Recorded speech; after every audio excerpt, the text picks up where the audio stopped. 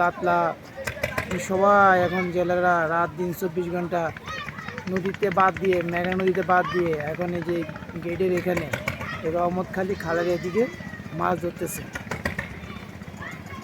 Viewers, আমি দেখাচ্ছি যে গেট খুলে দিছে, গেটের ইয়াটা দেখাইতেছি। দেখেন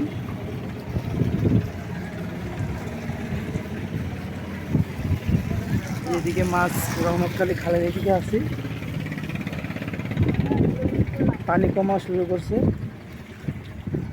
এই যে এখান দিয়ে পানি যাচ্ছে, এই যে গেট দিয়ে।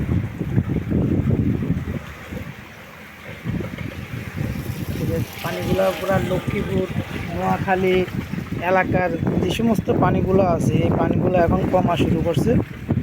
আর এই থেকে পানিগুলো যাচ্ছে এখন এই যে ভোলার এদিকে, সাগরের দিকে চলে যাচ্ছে। সব জেলেরা এখানে মাছ ধরতেছে।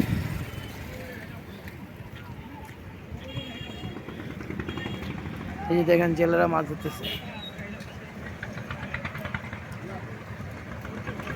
এখন যারা নৌকা নিয়ে মাছ ধরে তারা নদীতে না যেয়ে রহমতখালি খাল মানে মরিচৌধুরীর ঘাটের এদিকে মাছ ধরতেছে।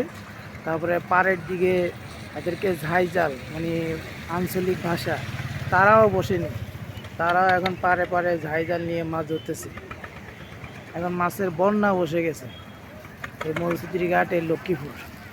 তো ভিউয়ার্স, এখন স্বস্তির প্রকাশ হলো, পানিগুলো কমতেছে আলহামদুলিল্লাহ। যারা বন্যা কবলিত এলাকার মানুষ ছিল, পানি বন্যায় ছিল, তাদের জন্য দোয়া করবেন। আর এখান দিয়েই সিট্রাক এবং বরিশালের মানুষ যাতায়াত করে, 16 ডিস্ট্রিক্টের মানুষ।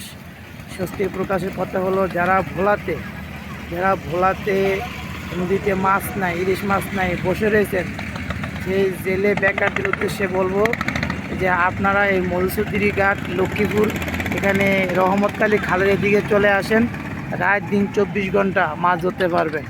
এক একটা জেলেরা সর্বনিম্ন 30 থেকে 40 হাজার টাকার মাছ মারতেছে। তা আপনারা বসে না থেকে ভোলা 224কে 24.com-কে ধন্যবাদ জানাই যে এমন একটি নিউজ করার জন্য এবং আমাকে ভিউয়ার্সের উদ্দেশ্যে কথা বলার জন্য। তো ভোলার জেলেদেরকে বলবো আপনারা নদীতে না যেয়ে মরিচৌধুরী ঘাট রহমতখালি খালের দিকে চলে আসুন, এখানে মাছ ধরুন।